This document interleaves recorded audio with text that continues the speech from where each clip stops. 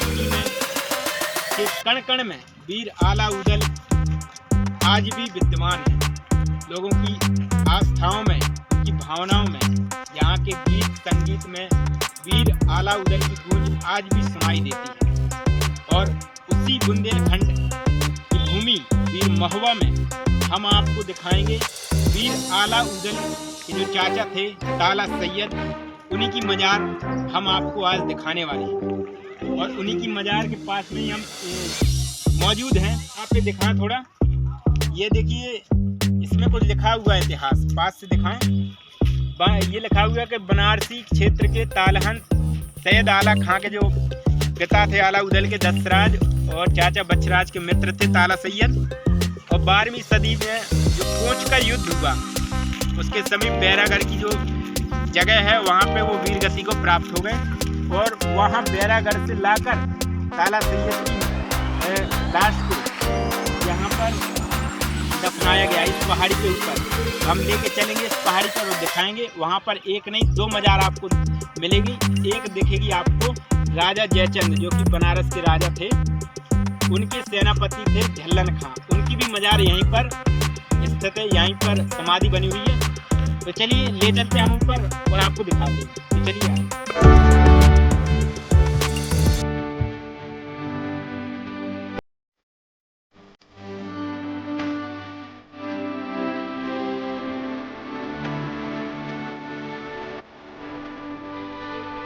तो आप देख सकते हैं कि हम इतनी ऊंचाई पर आने के बाद भी थोड़ी सी थकान महसूस होने लगी है, क्योंकि ऊंचाई पर मजार है तो चलने में मतलब ऊपर चढ़ने में थोड़ी थकान महसूस होगी।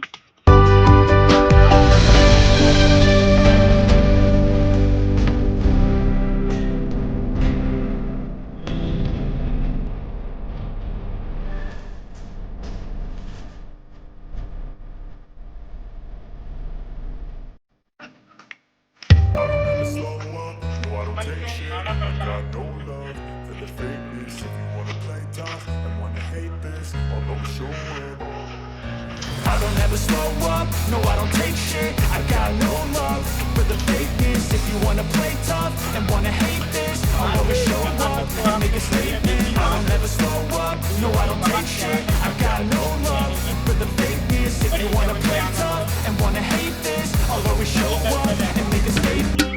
मजार के पास में आ चुके हैं, तो चूंकि चप्पल हम पहने हुए हैं तो चप्पल को हम नीचे ही उतार देंगे और उसके बाद ऊपर लेके आपको दिखाते हैं। चुके हैं ताला सैयद की मजार के पास, सामने ताला सैयद की मजार है हमारे, और हम ताला सैयद की मजार के पास में ही खड़े हुए हैं। और सामने भी यहाँ देख सकते हैं, यहाँ झल्लन खां जो कन्नौज के राजा थे जयचंद, उनके सेनापति की मजार भी यहीं पर है। पीछे आप दिखा दें, ये कीरत सागर है।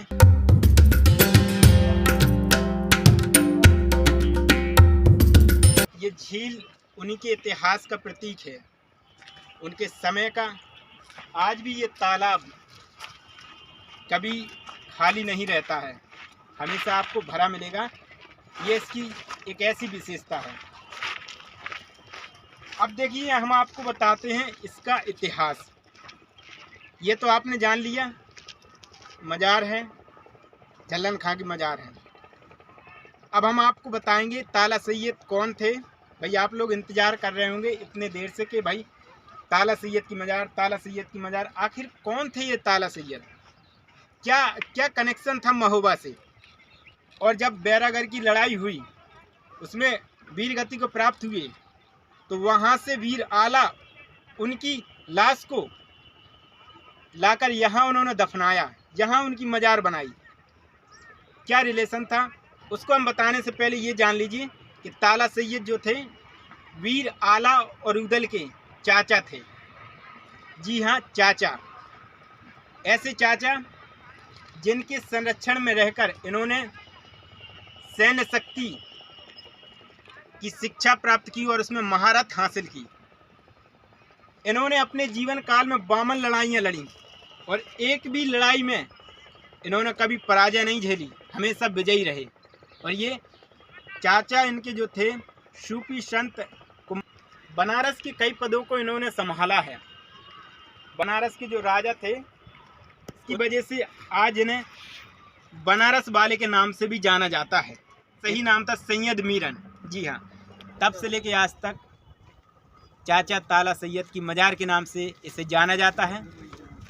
और ये बुंदेलखंड के इतिहास से इनका गहरा रिश्ता है। अब वो रिश्ता कैसे गहरा रिश्ता हुआ उसकी हम थोड़ी सी चर्चा आपको करते हैं। थोड़ा क्या था कि ऐसा बताया जाता है कि ताला सैयद किसी बात से नाराज़ होकर बनारस के राजा के यहाँ से कन्नौज के राजा के पास नौकरी के लिए जा रहे थे।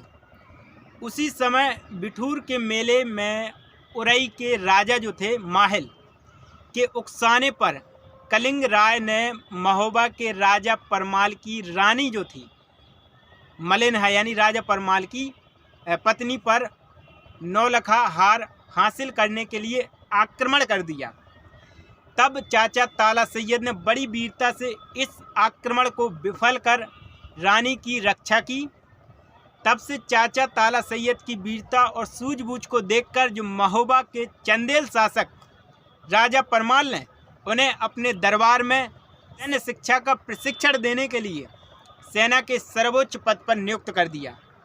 उनके संरक्षण में महोबा के सूरवीर आला उदल के साथ मलखान देवा लाखन सहित अनेक योद्धाओं ने सैन्य शिक्षा में महारत हासिल की। वीरभूमि महोबा पर जब भी संकट आया, आला और उदल ने चाचा ताला सैयद का आशीर्वाद लेकर और आदेश पाकर अपनी मातृभूमि की मान मर्यादा की रक्षा की। आला खंड के कवि जगनिक के अनुसार महोबा के राजा परमाल की दिल्ली के राजा पृथ्वीराज चौहान से किसी बात को लेकर अनबन हो गई। उरई के राजा माहिल के उकसाने पर पृथ्वीराज चौहान ने महोबा पर ताला सैयद और आला उदल की अनुपस्थिति में आक्रमण कर दिया। इस दिन रक्षाबंधन का पर्व था। इस पर्व पर भाइयों को बहनें राखी बांधकर कजलियां भेंट करती थी। पृथ्वीराज चौहान के आक्रमण के बावजूद भी रानी मलिनहा व राजकुमारी चंद्रावल ने यह पर्व कीरत सागर में आकर मनाने का संकल्प लिया। 1400 डोलों में कजलियों के पात्र जुलूस के साथ रानी मलिनहा व राजकुमारी चंद्रावल अपनी साहसी सखियों के साथ कजली खोंटने के लिए कीरत सागर के लिए रवाना हुई। तभी पहले से घात लगाए बैठे पृथ्वीराज चौहान ने सेना के चामुंड राय के कुछ डोले लूट लिए। रानी मलिनहा ने सौगंध ली कि जब तक लूटे हुए डोले सामान सहित वापस नहीं लाए जाएंगे तब तक वह कजली नहीं खोटेगी। महोबा पर संकट की सूचना पाकर आला व उनके गुरु ताला सैयद व उनके शिष्य देवा लाखन साधुओं का वेश बनाकर अपनी वीरभूमि महोबा की रक्षा के लिए आ गए। उन्होंने पृथ्वीराज चौहान की सेना के साथ भीषण युद्ध करके सेना को परास्त कर दिया। दिल्ली की ओर खदेड़ दिया उनको। चाचा ताला सैयद व उनके शिष्यों ने लूटे गए डोलों को सम्मान सहित वापस हासिल कर लिया। तब से वीरभूमि महोबा में रक्षाबंधन का यह पर्व पावन पर्व विजय दिवस के रूप में दूसरे दिन मनाया जाता है। कीरत सागर का 1060 ईस्वी में निर्माण हुआ था। कीरत सागर सरोवर का निर्माण चंदेल शासक कीर्ति वर्मन के शासनकाल में 1060 ईस्वी में कराया गया। यह ऐतिहासिक सरोवर है जो तीनों ओर पहाड़ियों से घिरा हुआ है। बुजुर्गों का ऐसा कहना है कि महाप्रसिद्ध पारसमणि इसी सरोवर में जलमग्न करा दी गई थी। पृथ्वीराज के किसी एक हाथी की लोहे की जंजीर इसमें तैरते समय छूकर सोने की बन गई थी। ये कीरत सागर कोई आम कीरत सागर नहीं है। पारसमणि जब इसमें पृथ्वीराज चौहान के हाथी की जंजीर इसमें गिरी तो वो सोने की बन गई पारस पत्थर को छूते ही। तो दोस्तों ये आपने जाना ताला सैयद यहाँ मज़ार जो बनी है उनसे संबंधित कुछ इतिहास था, उनके जीवन से जुड़ी कुछ कहानी थी, कैसे राजा परमाल ने उन्हें अपने दरबार में रखा और कैसे उनका वहाँ से रिश्ता वीर आला और उदल के साथ जुड़ा, ये आपको समझ में आ गया होगा। पीछे आप दिखाएं थोड़ा सा कैमरा पीछे करके, तो ये आप देख सकते हैं कि यहाँ पर जो मज़ार बनी हुई है ये कन्नौज के जो राजा थे जयचंद्र, उनके सेनापति झल्लन खां की मज़ार यहाँ पर बनी हुई है। तो आप देख सकते हैं कि यहाँ झल्लन खां की, सॉरी यहाँ पे झम्मन खां लिखा हुआ है, तो ये नाम गलत है, झल्लन खां सही नाम है, ठीक है। और ये आप दिखा दें कि ये ऐतिहासिक कीरत सागर है, ये ऐतिहासिक कीरत सागर है, पूरा का पूरा देखिए कितना विशाल कीरत सागर आपको यहाँ पर दिख रहा होगा, चारों तरफ से पानी ही पानी दिख रहा होगा और वो महोबा दिख रहा है, ये नया महोबा है जो आप पीछे देख पा रहे होंगे। और यहाँ पानी की खेती जो आप यहाँ दिखाएं, यहाँ सामने जहाँ मेरा हाथ जा रहा है वहाँ सामने पान की खेती होती है। महोबा पान के लिए भी जाना जाता है। यहाँ का पान एक होगा बनारस का पान और एक होगा महोबा का पान। तो आज का ये वीडियो कैसा लगा आप कमेंट करके ज़रूर बताइएगा। मैंने आपको इतिहास भी बताया, अगर आपको ऐसा लगता है कि फिर भी हमने कुछ कमियां रह गई हमें बताने में तो ज़रूर सजेस्ट कीजिए, हम उसे अगली वीडियो में ज़रूर दिखाएंगे। तो ऐसी वीडियो पाने के लिए चैनल को सब्सक्राइब करें, वीडियो को लाइक करें, शेयर करें ज़्यादा से ज़्यादा। मिलते हैं नेक्स्ट वीडियो में, तब तक के लिए वंदे मातरम।